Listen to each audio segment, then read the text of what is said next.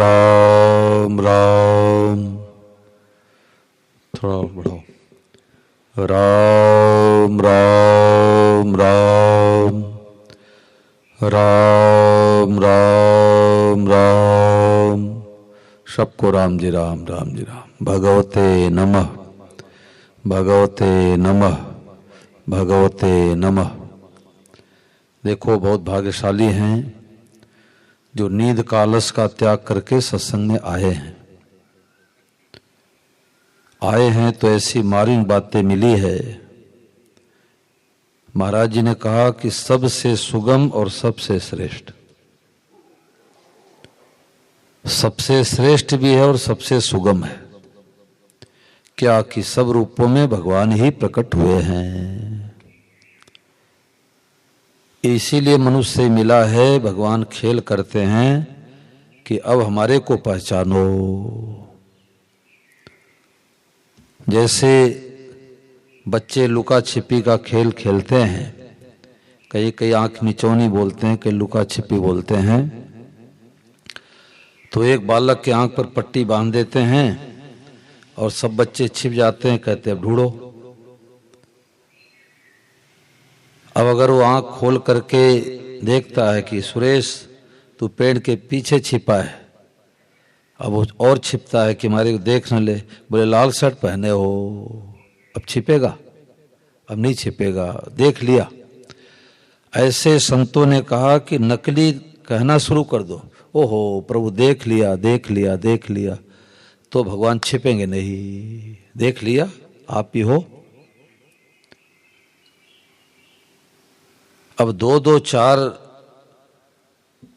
अब बच्चा स्कूल गया उस दिन, उसको दो दो चार थोड़े अनुभव होता है, परंतु अध्यापक के हाँ में हाँ मिलाता है तो एक दिन मास्टर बन जाता है।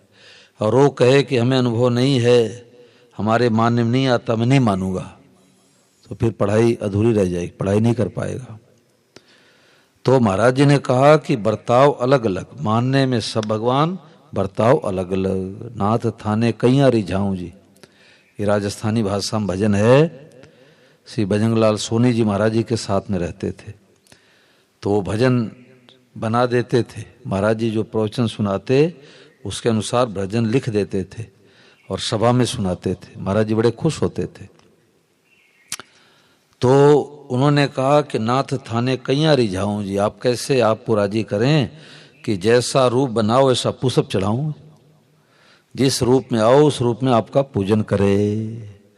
ब्राह्मण साधु बन के आओ शीश नवाऊं जी, और पाखंडी बनाओ तो मुंह न लगाऊं जी। पाखंडी से दूर रहो। कारीगर बन आओ तो आपसे काम कराऊं जी, और खटकर चोखो काम करो, मेहनत करो, खूब बढ़िया मजदूरी करते हो तो आपको बख्शीश या इनाम भी दूं। बालक बन आओ तो गीता पाठ पढ़ाऊं जी, और कहा न मानो झूठा बोलो, कहा न मानो तो धर धमकाऊं जी। थप्पड़ भी लगाऊंगा, पर भीतर में भाव है कि है भगवान ही। चोर रूप से आओ तो डंडा लगवाऊं जी। प्रभु आप चोर रूप से आए हो तो आपका पूजन क्या है? अब जैसा देव वैसा पूजन। अब शंकर भगवान को सफेद आकड़े का मदार का पुष्प चढ़ाते हैं, देवी माता को लाल रंग का पुष्प पसंद है। तो जिस रूप में प्रभु आओ उस रूप में आपका पूजन करो। तो अब लाठी लगाते तो हैं पर भीतर बैर नहीं रहेगा, ये खास बात है भाई।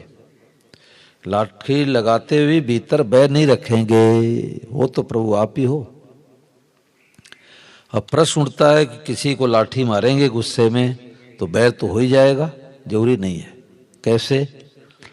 जैसे आप अपने पड़ोसी को गुस्से में चाकू दिखा दिया तो जेल खाने में जाना पड़ेगा, वो FIR दर्ज कर देगा तो जेल खाने में जाना पड़ेगा कि हमारे को मारने के लिए उन्होंने चाकू दिखाया।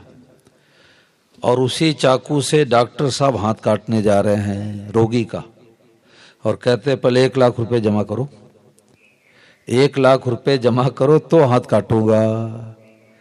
अरे हाथ भी काटोगे और 1 लाख रुपया भी लोगे? बोले हाँ। अब हाथ को काटते हैं भीतर में बैर है क्या भाई डॉक्टर साहब के जितना भी बैर नहीं है। उल्टे ये भावना है कि इस रोगी का हाथ नहीं काटेंगे तो पूरे शरीर में पॉइजन फैल जाएगा, ये मर जाएगा। हितैषिता की भावना। महाराज जी उदाहरण देते, जैसे मेघनाथ और लक्ष्मण अब मंच पर एक दूसरे से लड़ते हैं। लक्ष्मण कहते हैं राक्षस आज मैं तुम्हारा वध करके छोड़ूंगा, और मेघनाथ कहता है कि तपस्वी आज मैं तुम्हारा वध करके छोड़ूंगा। अब देखने वालों को गुस्सा आता है कि जाके मेघनाथ को 2 थप्पड़ लगा दूं, हमारे लक्ष्मण को ऐसे कैसे कह रहा है। परंतु स्टेज के पीछे जाकर के देखो तो दोनों एक थाली में भोजन कर रहे हैं। अरे अभी तक तो तुम लड़ रहे थे और दोनों एक थाली में भोजन कैसे कर रहे हो? बोले तो नाटक था, वो नाटक था। तो नाटक तो शास्त्र के आज्ञा के अनुसार ही करना है, मानने में सब भगवान। 3 बातें हैं ये वासुदेव स्वरम में, 3 बातें कि मानने में तो आंख मूंद के सब भगवान, अच्छा मंदा बुरा भला सब रूपों में भगवान ही बने हैं। कोई सतयुग की लीला कर रहे हैं, कोई कलयुग की लीला कर रहे हैं, है ही भगवान।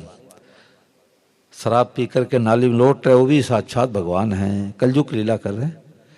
अब जैसा स्वांग धारण करेंगे वैसी लीला करेंगे, बुरा मत मानो, है भगवान ही, उनसे दूर रहो, पर है भगवान। उग्र रूप धारो तो मैं डर तो भग जाऊं जी।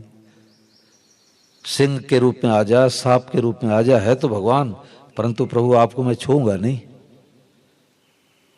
बिजली का तार साक्षात भगवान है, परंतु छूना नहीं है, लिखा होता 440 वोल्ट, सावधान। तो मानने में सब भगवान, बर्ताव अलग अलग। सब रूपों में थारा ही मैं दर्शन पाऊं जी, मन मन हर्षाऊ जी। एक महात्मा जी खेत के रास्ते से जा रहे थे, तो उनको लवशंका लगी, पेशाब, तो लवशंका करने के लिए बैठ गए। तो मतीरे की खेती हुई थी, तो किसान छप्पर लगा करके उसी में रहता था। तो उसने देखा कि रोजाना का चोर आज पकड़ा गया, यही व्यक्ति हमारा मतीरा तरबूजा चुराता है। अब सायंकाल का समय था, थोड़ा अंधेरा भी था। अब पीछे से गया, बाबा जी को 2-4 लाठी जमा दिया। अब बाबा जी को लाठी लगी तो नारायण नारायण भगवते नमः कहने लग गए। उसने टार जला के देखा, रे तो कोई साधु महात्मा है, हमने तो चोर जान करके इनको लाठी मारा। अब पैरों माफी मांगने लग गया, प्रभु हमारे से भूल हो गई, अपराध हो गया, मैं आपको समझ नहीं पाया, मैंने सोचा कोई चोर है। तो महात्मा ने कहा, भाई तूने हमारे को लाठी थोड़े मारा, तूने तो चोर को लाठी मारा है। तो उसने कहा, रुको महाराज, बैलगाड़ी लेके आता हूँ और आपको हॉस्पिटल में लेके मरहम पट्टी करा दूं। तो महात्मा ने कहा, भाई तुम्हारी जैसी इच्छा। अब बैलगाड़ी ले करके आया और गद्दा बिछा दिया, बाबा जी को लेटा दिया, हॉस्पिटल में ले गया डॉक्टर पास। डॉक्टर ने मरहम पट्टी किया। तो कोई अड़ोस पड़ोस से सज्जन आए थे, उन्होंने सोचा साधु महात्मा हैं, अब चोट लगी है, थोड़ा गौ माता का दूध पिला दे। तो देसी गौ माता का दूध लाए, लो बाबा जी आप दूध पी लो, आपके चोट में राहत मिलेगी। तो बाबा जी दूध पीने लगे तो बोले, तू बहुत बहुरूपिया है, तू बहुत बहुरूपिया है। पहले तो लाठी मारता है, फिर बैलगाड़ी बन के आता है, फिर बैल बन करके उसमें जुतता है, और फिर गद्दा बन करके तो ही तैयार करता है, और फिर जो है लाठी मारता है, फिर जो है डॉक्टर बन के तू ही मरहम पट्टी करता है, और फिर गरम गरम दूध पिलाता है। तू बहुत बहुरूपिया है। अब वो तो डरने लग गया कि बाबा जी हमारे को फंसा न दे। उसने कहा, बाबा जी वो तो कोई राजकोट का आदमी था, मैं थोड़े था, राजकोट का आदमी ने आपको लाठी मारा। बाबा ने कहा, मैं पहचानता हूँ, तू ही था, तू तेरे सिवा आया कहाँ से? तू ही है, जो कुछ है सो तू ही है। तू ही बन गया पांचों भूत, तू ही बन गया पांचों भूत, तेरी है सारी करतूत। तू ही धारे रूप अनंत, बिरला कोई समझे संत। इस बात को कोई बिरला ही समझता है। ऋषिकेश में एक महात्मा जी भिक्षा लेकर के आए, तो रोटी कम मिली थी, देर से गए, रोटी कम मिली। तो जब भिक्षा पाने के लिए बैठे तो एक बंदर भगवान आ गए। तो महात्मा ने कहा, देख पहले तो तूने कम दिया है और फिर आ गया लेने के लिए, तुम्हारे को दूंगा नहीं। क्यों? क्योंकि तुम्हारा तो भोजन शाक पत्ता है, मैं तो रोटी खाऊंगा। तो महाराज जी ने कहा कि उनका ये भाव था कि पहले तो भिक्षा कम दिया और लेने के लिए आ गया, तो मैं दूंगा नहीं, परंतु प्रभु हो तो आप ही। तो महाराज जी ने कहा कि भाव अच्छा रहा कि भाई हैं इस रूप में भगवान ही आए हैं। महाराज जी कहते जैसे आप यात्रा में जा रहे हैं, भोजन साथ में लेके जा रहे हैं, भोजन आपने कर लिया और बच गया, तो पहले उस भोजन पर मनुष्य का अधिकार है। पहले देखो, कोई साधु ब्राह्मण गरीब कोई मनुष्य हो तो पहले मनुष्य को दो, और मनुष्य नहीं हो तो गौ माता को दे दो, कुत्ते को दे दो, कबूतर को दे दो, किसी को दे दो, क्योंकि सबका भोजन भगवान ने अलग अलग बनाया है। तो अन्न पर, रोटी पर पहले मनुष्य का अधिकार है, फिर बाद में कुत्ते या गाय का अधिकार है। गाय तो चारा खा लेगी, घास खा लेगी, तूड़ी खा लेगी, परंतु मनुष्य तूड़ी थोड़े खाएगा, घास थोड़े खाएगा।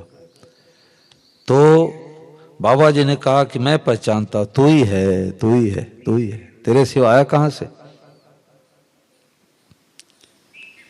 एक गुरु जी ने सुनाया कि शबरूपम भगवान है, और शबरूपम भगवान को देख करके भगवते नमः कहो। तो एक शिष्य था गुरु जी का, उसने बात पकड़ ली कि शबरूपम भगवान है। तो गुरु जी ने कहा बर्ताव अलग अलग करना है। तो चेले को नींद आ गई, अब आधी बात सुनी आधी बात नहीं सुनी। तो जंगल में टहलने के लिए जा रहा था, तो एक हाथी भगवान आ रहे थे। तो उसने देखा को हाथी भगवान भगवते नमः भगवते नमः भगवते नमः, वो तो हाथी की तरफ बढ़ने लग गया। महावत ने कहा, रे ब्रह्मचारी जी एक तरफ हट जाओ, हमारा हाथी बिगड़ा हुआ है। अब वो तो एक ही बात पकड़ा था कि सब भगवान है। अब हाथी के पास गया, हाथी भगवान सूंड से झटका दिए, किनारे पर गिर गया, चोट लगी। अब लड़ाते हुए आश्रम में गया, गुरुजी ने पूछा, बेटा क्या बात है, क्या बात है। बोले आपका ज्ञान हमारे को मार दिया, आपने कहा सब भगवान है, तो हाथी भगवान के पास गया, वो तो सूंड से झटका दे दिए, चोट लग गई। तो गुरुजी ने कहा कि हाथी के ऊपर कोई बैठा था। बोले महावत बैठा था, जो हाथी कंट्रोल करता है, महावत बैठा था, कुछ कह रहा था। बोले हाँ कह रहा था कि दूर हट जाओ, दूर हट जाओ, हमारा हाथी बिगड़ा हुआ है। तो गुरुजी ने कहा कि तूने हाथी को भगवान माना तो महावत को भगवान क्यों नहीं माना, महावत भी तो भगवान है। देखो ये बातें ऐसे है जैसे कोई एक वर्ष से शर्ट पहन रहा हो और उससे एकाएक पूछा जाए, बताओ तुम्हारे शर्ट में कितने बटन है, तो ऐसे टटोलने लग जाएगा। अरे साल भर से शर्ट को पहन रहे हो और पता नहीं कितने बटन है, 5 है कि 7 है कि 9 है कि 6 है, तो उधर दृष्टि नहीं गई। कोई कठिन काम नहीं है, गिनती करे पट से गिनती करे बता दे, उधर दृष्टि नहीं गई। सीढ़ियों पर रोजाना पांव रख करके छत से चढ़ते उतरते हैं। अब किसी से पूछा जाए कितने बार पांव रखते हो, याद है क्या, पता ही नहीं, 9 बार कि 7 बार। कठिन नहीं है, उधर दृष्टि नहीं गई। ऐसे संत महापुरुष की बातें सुनते सुनते कभी दृष्टि चली जाती, ओहो पता लग गया, पता लग गया, था लग गया, था लग गया कि सब रूपम भगवान है। राजस्थान में चूरू में गुरुकुल आश्रम में विद्यार्थी लोग पढ़ते हैं, तो स्वामी महाराज ये बातें बहुत बताते। तो महाराज जी ने कहा कि कुछ बच्चे वहां विद्यार्थी बात कर रहे थे आपस में, अरे ज्ञान क्या है, ज्ञान क्या है। स्वामी महाराज कहते ज्ञान ज्ञान ज्ञान क्या है। तो एक बच्चा अपने राजस्थानी भाषा में बोला कि ज्ञान क्या, बेरो पड़ गयो, बेरो पड़ गयो मतलब पता लग गया। बेरो पड़ गयो मतलब पता लग गया, था लग गया। तैरते तैरते एक दूसरा मित्र दूसरे से कहता है कि था लगा कि अब पैर के नीचे जमीन है कि नहीं। तो कहता भी था नहीं लगा, जमीन पैर के नीचे नहीं आता तो कहता भी था नहीं लगा, और जमीन पर पैर पड़ जाता तो कहता अब था लग गया, पता लग गया, था लग गया। तो बात इतनी है कि सब रूपों में भगवान ही बने हैं। अब भूल से उसको हमने संसार नाम रख दिया, बन गए आप अकेले सब कुछ, नाम धरो संसार। वृंदावन में सत्संग करा रहा था तो एक सज्जन बैठे थे, हरियाणा के आए थे। तो मैंने कहा कि कई बच्चे होते हैं जो माँ को भाभी कहने लग जाते हैं, उनके चाचा भाभी भाभी कहते हैं तो छोटा बच्चा सीख जाता है, वो भी कहता है भाभी। तो उन्होंने कहा महाराज ये तो हमारे जीवन घटना घटी। मैंने कहा कैसे? तो उन्होंने कहा कि हम और हमारी बहन पिताजी को तो मामा जी कहते थे और माँ को मामी कहते थे। 17 वर्षों तक माँ को मामी और पिता को मामा, दूसरे कहते थे वही सीख लिया। तो एक दिन माँ को मामी बुलाया, कोई सज्जन घर पर थे, उन्होंने बुला के डांटा, तुम्हारे को शर्म नहीं आ रही है? ये तुम्हारी माँ है कि मामी है? बस अब माँ को मामी कह रहे थे, परंतु माँ मामी कहने पर वो माँ थी कि मामी थी? बोलो भाई, माँ थी। भूल से मामी मामी कहने लग गए और जानकार ने बताया कि तुम्हारी ये मामी नहीं है, तुम्हारी माँ है। अब भाव बदल गया। वृंदावन में एक ब्रह्मचारी मिले, संत मिले, उन्होंने कहा मैं तो, अब वो 40 साल की उम्र हो गई, उन्होंने कहा हमारी माँ मिलती है तो मैं उसको दीदी बुलाता हूँ, बचपन से आदत पड़ गई। तो ऐसे ही संसार संसार संसार जगत कहते कहते भगवान को भूल गए, और है भगवान। तो महाराज जी ने कहा कि यहां तक पहुंचना यही सत्संग है कि अरे भाई सब रूपों भगवान ही बने हैं, सब जग ईश्वर रूप है, भलो बुरो नहीं कोय, और जिनके जैसी भावना तैसो ही फल हो।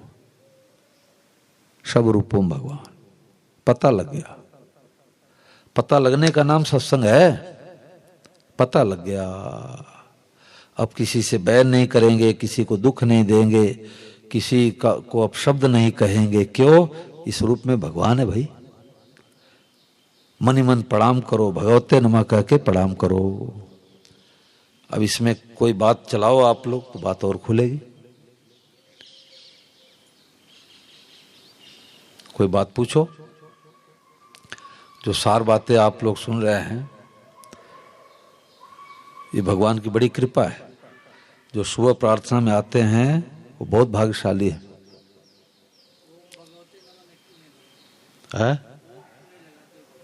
देखो ये भी प्रश्न आता है कि ओम नमो भगवते वासुदेवाय, तो ये 12 अक्षर मंत्र है। ध्रुव जी को दूसरे दिन कथा में बात आई थी कि ध्रुव जी जब तपस्या करने के लिए जा रहे थे तो नारद जी मिले, तो नारद जी ने उनको मंत्र बताया, 12 अक्षर मंत्र, 12 अक्षरों का मंत्र कि जा करके ओम नमो भगवते वासुदेवाय का जप करो। तो उन्होंने 6 महीने जप किया तो उनको भगवान ने दर्शन दिया। अब ये महापुरुषों के हृदय का उद्गार है भगवते नमः। तो अगर ओम लगा देते तो शौचालय में बैठ करके ओम शब्द का प्रयोग नहीं कर सकते। ओम लगाते ही वैदिक मंत्र बन जाता है, माताएं को बोलने की जरूरत नहीं रहती। जिस मंत्र में ओम लग जाता है तो उसके लिए स्वामी महाराज निषेध करते थे। जैसे गायत्री मंत्र का जप है, माताओं बहनों को नहीं जपना चाहिए, परंतु माताएं सोचती है कि हम लोग पीछे क्यों रहे, पुरुष लोग करते हैं तो हम पीछे क्यों रहे। तो भाई ये तो टैक्स है कि ब्राह्मण क्षत्रिय वैश्य यज्ञोपवीत संस्कार यानी जनेऊ धारण करे वही गायत्री मंत्र का जप कर सकते हैं। स्त्रियां हैं, शूद्र हैं, वो तो टैक्स फ्री हैं, वो तो राम राम सीताराम करे। तो जो ब्राह्मण गायत्री मंत्र का जप करने से जो लाभ होगा, माताएं राम राम करे वही लाभ होगा। उल्टे गायत्री मंत्र का जप करने से दोष लगेगा। जो तस्मात् शास्त्रम प्रमाणम ते कार्य कार्य व्यवस्थित हो, क्या करना चाहिए क्या नहीं करना चाहिए उसके लिए शास्त्र प्रमाण है। अब कोई कार लेके जा रहा है तो 100 रुपये टैक्स, टूल टैक्स भरा। अब पीछे से बाइक वाला जा रहा था, उसने कहा इनसे लिए तो हमारे से लो। अब वो टूल टैक्स वाला कहेगा कि आप तो टैक्स फ्री हो, अब आप दो तो भले दे दो, आपको देने की जरूरत नहीं है।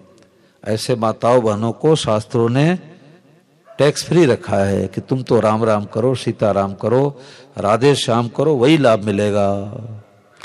तो भगवते नमः तो शौचालय में बैठे बैठे ही बोल सकते हैं, क्योंकि इसमें ओम शब्द नहीं है। और इसमें ये भी नहीं है कि राम जी, शिव जी, जो भगवान आपको अच्छे लगे, राम जी, कन्हैया, शिव जी, गणेश जी। भगवते का मतलब प्रभु में आपको। अब प्रभु में सब भगवान आ गए। प्रभु में आपको नमः मतलब प्रणाम करता हूँ। काशी में एक बड़े विद्वान मिले, काशी के विद्वान बड़े श्रेष्ठ होते हैं। तो उन्होंने कहा कि इसमें क्रिया और भाव दोनों भरा हुआ है। भाव क्या है? भगवते, प्रभु में आपको। नमः मतलब प्रणाम करता हो, प्रणाम करते हो। देखो राजस्थान में एक घर में सत्संग करा रहा था, तो 25-30 माताएं लगभग बैठी थी, सत्संग सुन रही थी। तो एक माता जी ने यही प्रश्न किया कि महाराज जी मैं तो राम राम करती हूँ, और भगवते नमः करूंगी तो राम राम छूट जाएगा, और राम राम कहूंगी तो भगवते नमः छूट जाएगा। ये प्रश्न आया। तो हमारे उत्तर देने के पहले एक माता जी ने उत्तर दे दिया। क्यों? वो रोजाना साधक संजीवनी पढ़ करके वो लोग सत्संग करती है। महाराज जी की ये साधक संजीवनी मामूली नहीं है। तो साधक संजीवनी एक अकेले पढ़ने के अपेक्षा 5-10 लोग इकट्ठे हो जाओ और एक पढ़े बाकी लोग सुनो तो बहुत ज्यादा लाभ होगा। अलग भी पढ़ो तो कोई दोष नहीं है, वो तो लाभ होगा ही होगा, परंतु सामूहिक एक निर्धारित समय रख करके और उसमें एक पढ़े बाकी सुनो, बहुत लाभ होगा। ये कोई भी पुस्तक ले लो महाराज जी की। तो माताएं सत्संग करती थी, तो एक माता जी तुरंत बोल बैठी कि भगवते नमः के पेट में राम राम आ गया। भगवते नमः के पेट में राम राम आ गया। तो मैंने उसका खुलासा किया। मैंने कहा देखो माताएं माताओं से मिलती हैं तो कहते निर्मला बहन राम राम, विमला बहन राम राम, रमेश भाई राम राम, सुरेश भाई राम राम। परंतु कुर्सी को देख के कोई राम राम करेगा क्या भाई? नहीं करेगा। कुत्ते को देख के कोई राम राम करेगा क्या? लोग कहे बावला है, पागल है, इसका इलाज कराओ, ये तो कुत्ते को राम राम करता है। कार को देख के कोई राम राम करेगा क्या? पेड़ को देख के कोई राम राम करेगा? परंतु भगवते नमः का जो साधक, महादेव स्वरूप वाला जो साधक है, वो तो कुत्ते को भी भगवते नमः, पेड़ को भी भगवते नमः, तुलसी मैया को भी भगवते नमः, बिछावन को भी भगवते नमः।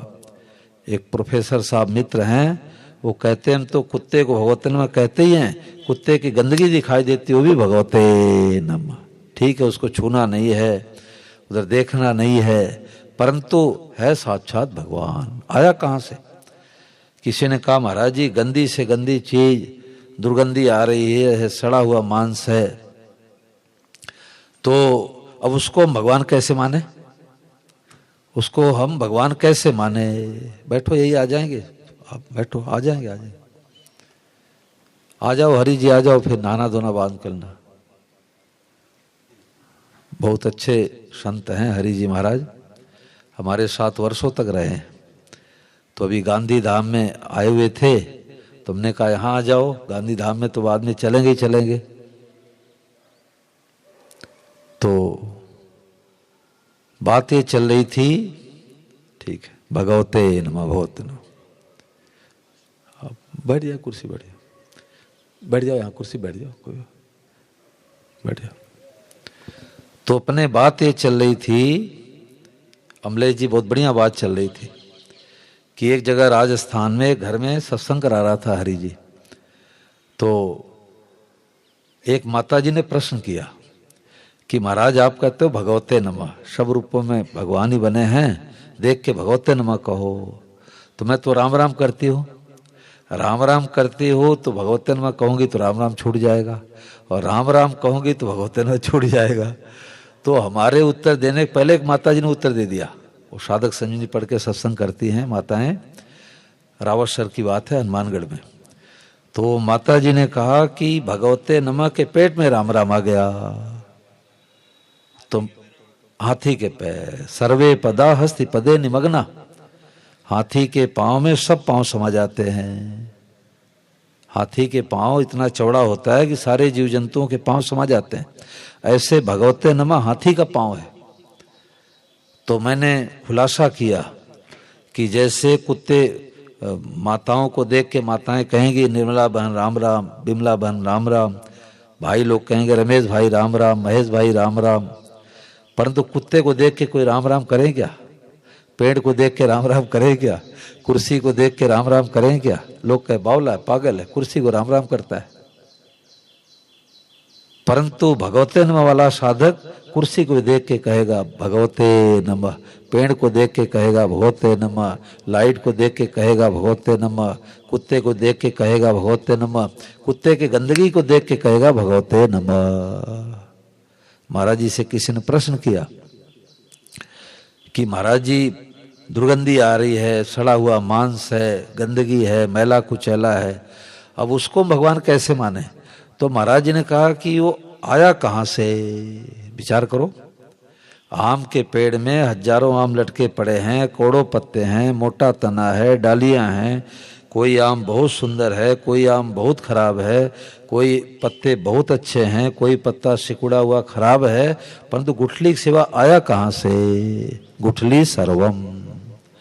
अब गुठली के तरफ दृष्टि है तो पेड़ के तरफ दृष्टि नहीं जाएगी, और पेड़ दिखता है तो गुठली नहीं दिखती। ऐसे भगत तो कहता है सब भगवान ही भगवान है, संसार कहाँ है? संसार खो गया, संसार खो गया। और नास्तिक आदमी कहता है सब संसार ही संसार है, भगवान कहाँ है? नास्तिक आदमी के भगवान खो गए और आस्तिक व्यक्ति का संसार खो गया। अब देख लो भाई, अपने लोगों के लिए दोनों दिखता है कि एक दिखता है? अभी दोनों दिख रहा है, संसार भी दिखता है, भगवान भी दिखते हैं। एक बड़े अच्छे साधक हैं डॉक्टर भीखम चंद जी, दर्शन किए होंगे। तो ऋषिकेश में वो स्वामी महाराज जी का सत्संग होने के पहले आधा घंटे महाराज जी उनको देते थे सुनाने के लिए। तो स्वामी सदानंद जी महाराज जी को साधक हैं और प्रोफेसर थे, रिटायर हो गए तो जा जाके सत्संग कराते हैं। तो उनके साथ में कई बार मैं ऋषिकेश जाता था आश्रमों में सत्संग कराने के लिए। तो मैं तो सुनने के लिए जाता था, वो सत्संग कराते थे। तो ये कहा करते थे कि आप 10, 15, 20 लोग गिनती कर लो, 10, 15, 20 लोग, पति पत्नी, बेटा बेटी, पोता पोती, साले बहनोई, रिश्तेदार, व्यापार में जिनसे लेना देना है, 10, 15, 20, 25 होंगे, इससे ज़्यादा थोड़े होंगे। इनको साक्षात भगवान मानो, बस वो ये कहते थे। क्योंकि यही पर तो बंधन होता है, सबसे बंधन थोड़े है। कोई कुत्ते से बैर है क्या? कुत्ते को भगवान मानना सुगम है, परंतु अब कोई 2 लाख रुपए हड़प लिया, अब उसको भगवान मानना कठिन दिखता है। अब मरी हुई मक्खी तो कोई निगल जावे, जीती मक्खी कैसे खावे भाई? तो जीती मक्खी खाना है कि 2 लाख रुपए हड़प लिया और मांगने पर उल्टे अपशब्द का प्रयोग करता है, अब उसको भगवान मानो, ये कठिन सवाल है। तो वो कहते थे कि यही पर बंधन होता है, यही द्वेष होता है, यही राग द्वेष होता है। तो 15-25 को आप मानना शुरू कर दो तो सब जगह भगवान तो आपको दिख ही रहे, दिखने लग जाएंगे।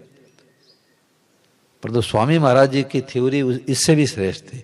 महाराज जी ये कहते थे पहले सुगम सवाल हल करो, विद्यार्थी के प्रश्न में 7 सवाल आ गया।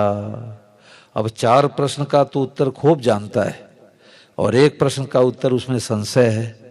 तो महाराज जी कहते पहले जो सुगम सवाल है उसको हल करो, नहीं तो उसमें उलझ जाओगे।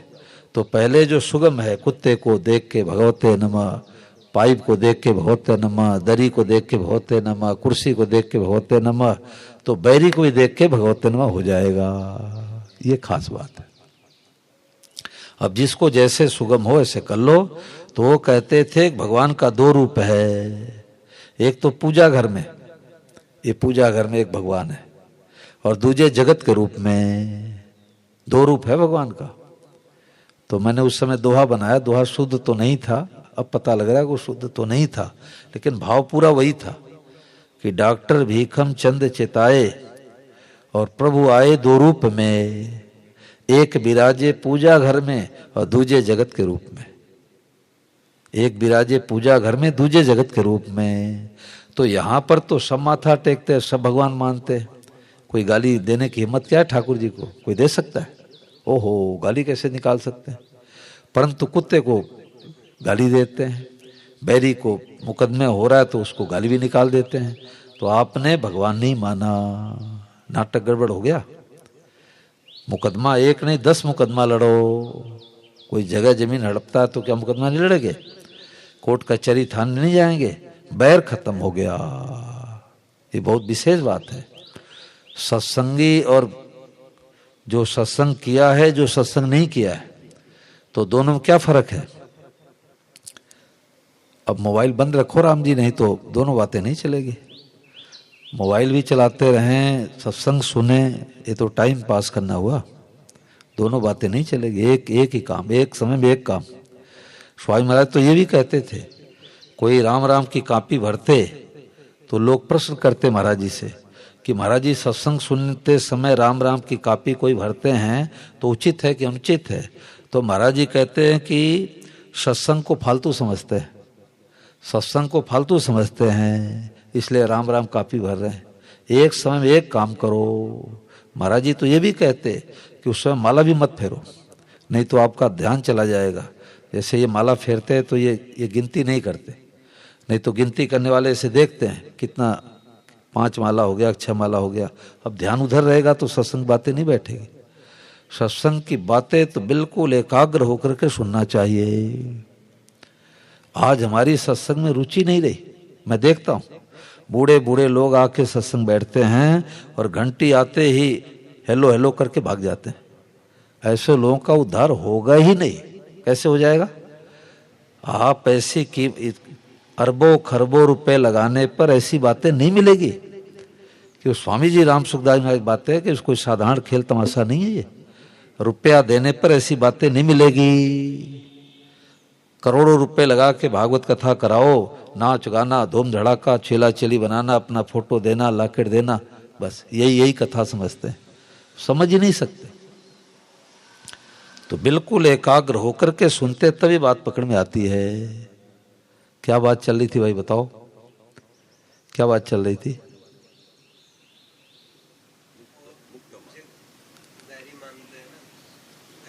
हाँ, बात ये चल रही थी कि सत्संग नहीं किया है तो बैर विरोध दोनों करता है। पड़ोसी से मुकदमेबाजी हो रही है तो बैर भी करता है, विरोध भी करता है, दोनों करता है। ये दुष्ट है, पापी है, गाली भी देता है, विरोध करता है। और सत्संगी रहेगा तो मुकदमा तो करेगा, तो विरोध तो करेगा, बैर नहीं करेगा। ये खास बात है भाई, बहुत विशेष बात है। ये समझने की बात है कि बैर और विरोध दोनों करेगा। संसारिक आदमी है तो, और सत्संगी है तो विरोध तो करेगा। हमारी जमीन को क्यों हड़पते हो? मुकदमेबाजी करूंगा, विरोध तो करेगा, बैर नहीं करेगा। ये फायदा होगा। तो अभी तो हम बैर विरोध दोनों करते हैं, बैर विरोध दोनों करते हैं। बैर का मतलब द्वेष है, तो एक ही व्यक्ति से द्वेष रह जाएगा तो इस जन्म में उद्धार कल्याण नहीं होगा। एक ही व्यक्ति से। सेठ जी कहते थे गोंदका जी कि हमारे उनकी एक उंगली ज्यादा थी, 5 या 6 थी, मैंने सुना।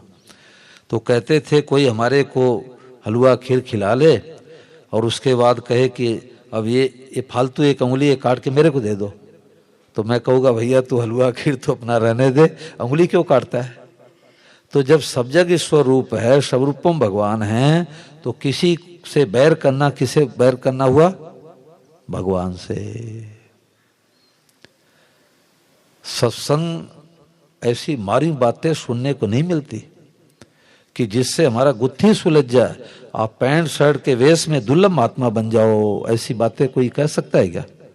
ये बात स्वामी महाराज ने कहा कि आप पैंट शर्ट के वेश में दुर्लभ महात्मा बन जाओ, घर गृहस्थ में दुर्लभ महात्मा बन जाओ। क्या, अपने सोच को बदल दो, अपने भाव को बदल दो, अपने दृष्टि को बदल दो। स महात्मा सुदुर्लभ, गीता कहती है स महात्मा सुदुर्लभ। हम लोग लाल पीले कपड़े पहनते हैं तो कहते हैं महात्मा है, महात्मा। और गीता इससे ऊंची बात कहती है कि आप अपने सोच को बदल दो, स महात्मा सुदुर्लभ। अब भले पैंट शर्ट के वेश में हो। अब श्री राजेंद्र कुमार धवन जी पैजामा कुर्ता वगैरह जो पहनते हैं, अब बाजार में चले जाए तो कोई कहेगा कि महात्मा है। और हम लोगों को कोई शंका होती है तो उनसे समाधान करवाते हैं, उनसे पूछते हैं क्यों। वो 16-18 साल की उम्र में महाराज जी के पास आ गए, पूरा जीवन लगा दिया, पूरा जीवन लगा दिया। और 3 बजे प्रातः काल उनकी महाराज जी के कमरे में जाने का काम रहता था। घड़ी के समय से 3 बजे प्रातः काल, सर्दी गर्मी बारिश। और वो कहते थे कि जब मैं महाराज जी कमरे में जाता था तो महाराज जी एकदम मिलिट्री मैन की तरह तैयार मिलते थे। ऐसा नहीं कि जनवरी कड़ाके की सर्दी पड़े, कंबल ओढ़ के 100 साल की उम्र है, इतने सावधान रहते थे। क्यों, दुनिया का हित हो जा, लेना कुछ नहीं, लेना कुछ नहीं, दुनिया का हित हो जा। वो भाव का प्रभाव है, ये वो भाव का प्रभाव है कि उनकी बातों को अब आपके गुजराती भाषा में लोग उतने नहीं पकड़ पाते, परंतु फिर भी शांति मिल रही है। क्यों शांति मिल रही है, असली बात है, असली बात है, इसलिए शांति मिल रही है। अब इतने प्रार्थना में आते हैं, मेरे को बड़ी प्रसन्नता है, कम से कम इतने आते तो हैं। और नहीं तो सोचे बाबा जी हिंदी में सुना रहे हैं, हमारे गुजराती भाषा में तो सुना रहे हैं, क्या जाऊं। तो महाराज जी की बातों से शांति मिलती है, असली शांति, असली शांति। कई लोगों ने कहा मेरे से कि महाराज इस बात को पकड़ती शांति, सब भगवान है इस बात को मानती शांति, ये बैरी है दुष्ट है मानती है शांति, शांति अशांति अपने हाथ में है। तो इस बात को पकड़ लो, सदा के लिए सत्संग हो जाए। अब इसमें झूठ कपट बेईमानी ठगी धोखेबाजी किसके साथ करेंगे, कैसे करेंगे। और झूठ कपट बेईमानी भी करे, भगवान माने, तो दोनों नहीं चलेगा भाई, दोनों नहीं चलेगा। अब हम व्यापारी हैं, अब ग्राहक रूप में कौन आए हैं, साक्षात भगवान आए हैं, उनको भगवते नमः कह के प्रणाम करेंगे। अब उनको कपड़ा देंगे परंतु झूठ नहीं बोलेंगे, झूठ नहीं बोलेंगे। कोई बताने की जरूरत थोड़े है कि ये 20 रुपए का रेट है 30 रुपए में दे रहा हूं, कोई बताने की जरूरत है क्या। 30 के नीचे प्रभु मैं नहीं दे सकता, क्या फर्क पड़ा। अब 10 रुपए प्रॉफिट नहीं लेगा तो बाल बच्चों की सेवा कैसे करेगा। तो प्रॉफिट लेने में दोष नहीं है, झूठ बोलने में दोष है, छिपाव करने में दोष है। अब बढ़िया माल दिखा के घटिया माल पैकिंग नहीं करेगा, बोलो महेश जी करेगा क्या। बढ़िया माल दिखा के अब वो पार्टी को घटिया माल पैकिंग कर देगा, भगवान है भाई, अब भगवान से छिपाव कैसे करे।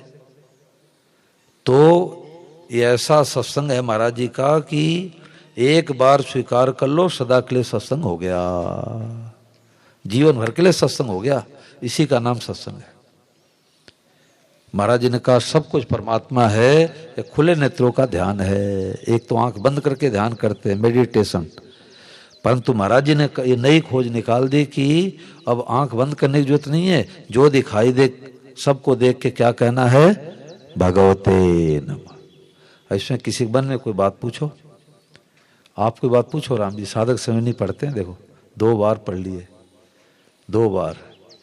कल बैठे थे तो उनके चेहरे से पता लगा कि ये सत्संगी हैं, बहुत बढ़िया।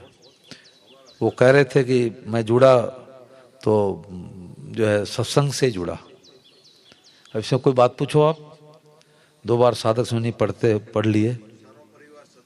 भगवान बड़ी कृपा है। जिसको महाराज जी, स्वामी महाराज जी की पुस्तक जिनको मिल गई, वो दुनिया में सबसे बड़े भाग्यशाली है, सबसे बड़े भाग्यशाली। लोग तो कहते हैं कि अरे ये तो टाटा बिरला है, ये तो बहुत धनी व्यक्ति है, ये तो 5 मंजिला मकान है, बड़ी गाड़ियां है, रुपया है, नौकर है, चाकर है, इसके ऊपर भगवान की बड़ी कृपा है। तो संतों ने कहा कृपा नहीं है, ये तो उसका प्रारब्ध है, भाग्य है। अभी है इस जन्म के बाद झोपड़पट्टी में हो गया जन्म, तो ये कृपा नहीं है। कृपा तो ये है कि भगवान मीठे लगे, भगवान प्यारे लगे, भगवान अच्छे लगे, भगवान की कथा अच्छी लगे, सत्संग अच्छा लगे। ये तो हम लोग राजी हो रहे, सपना देख रहे हैं।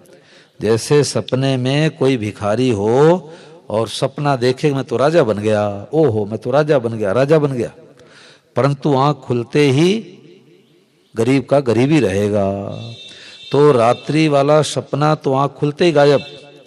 और जो हम जीवन में सपना देख रहे हो हमारा तो बड़ा फ्लैट है, बड़ी गाड़ी है, हम इतने करोड़पति हैं, अरबपति हैं, खरबपति है, तुम्हारे इतने प्लाट है, हमारे तो इतने 12 प्लाट है, ये सब सपना देख रहे हैं।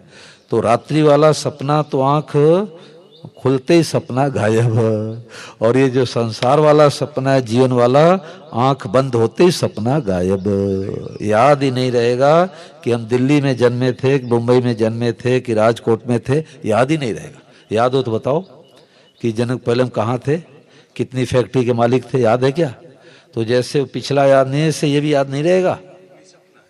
सपना है, ये तो राजी हो रहे, सपने में राजी हो रहे हैं। तो भगवान की कृपा ये है कि स्वामी जी महाराज जी की पुस्तक मैं कहा करता हूँ, इस भूमंडल पर यदि सबसे कीमती से कीमती चीज है तो हीरा जवाहरात सोना चांदी नहीं है, सबसे कीमती चीज है स्वामी महाराज जी की पुस्तक, स्वामी राम सुखदास महाराज पुस्तक। जिनको उनकी पुस्तक मिल गई वो माला माल हो गए, फिर वो इधर उधर भटके ही नहीं। हमारे को बचपन महाराज जी पुस्तक मिली, हमें तो पता ही नहीं था कि स्वामी महाराज कौन है, कहाँ के रहने वाले हैं, परंतु पुस्तक मिली महाराज जी की। उस समय फोन नहीं था, आज तो फोन की व्यवस्था है, कितनी सुविधा है। उस समय फोन नहीं था, परंतु महाराज जी की पुस्तक जिनके पास जाती वो महाराज के पास पहुंच जाते, खोज के पहुंच जाते।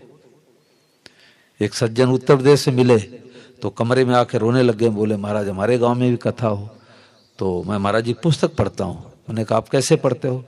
बोले स्वाधीन कैसे बने। महाराज जी पुस्तक है, उसमें 5 लेख है, नागपुर का दिया हुआ प्रवचन है। तो उन्होंने कहा जब ये पुस्तक मिली तो मैं तो पुस्तक का दीवाना हो गया।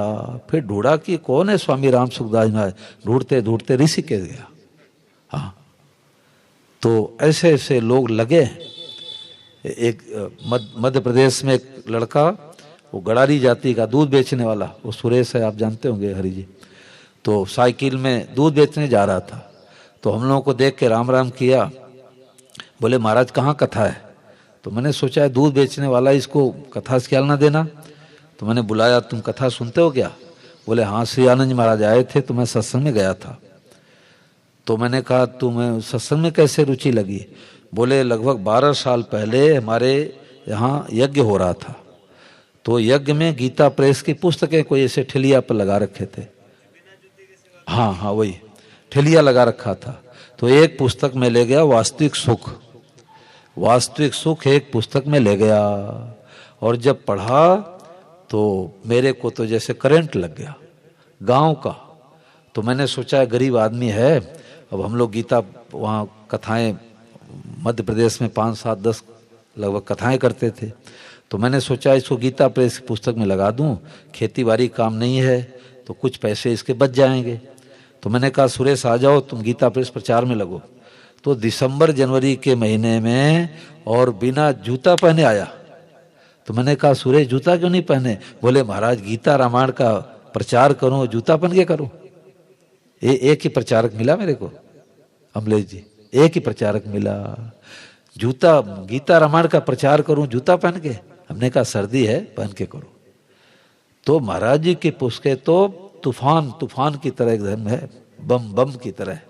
जिसको मिल गई वो निहाल हो गए। परंतु कब भूख लगी हो, तो भूख नहीं होगी तो भटक जाएगा, इधर उधर जाएगा। देखे ओहो ये तो बड़े भारे गुरुजी हैं, 1 लाख की भीड़ होती है।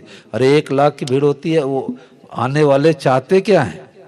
गुरुजी से चाहते क्या? भगवान को चाहते हैं कि बेटा बेटी चाहते हैं, मकान दुकान चाहते क्या है? भीड़ भीड़ देखने वाला साधक नहीं होता। चाहते क्या है? गुरु जी के पास जाएंगे कर्जा हमारा दूर हो जाएगा, गुरु जी के पास जाएंगे तुम्हारे बेटा हो जाएगा।